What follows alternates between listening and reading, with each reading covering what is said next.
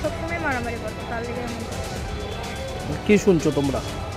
আমাদের কাছে বলছিল যে ছোটোখাটো বিষয় নিয়ে হুম। ফালতু কথা নিয়েই মারামারি, মানে কিছু একটা প্রবলেম হলে মদ খাইয়া এই করে মারামারি করতো কে মারতো?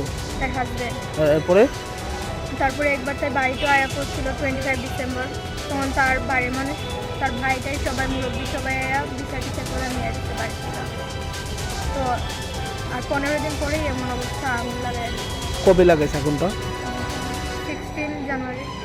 এরপরে তোমরা থানাতে জানাইছেন এই বিষয়টা? না, তখন থানাতে জানানো হচ্ছে না, তখন আমরা সবাই হসপিটালেই দৌড়াদৌড়ি করতেছিলাম, তো বাড়িতে কেউ নাই তেমন থানাতে যাওয়ার মতো। মারা গেছে কবে? আজকে সকালবেলা।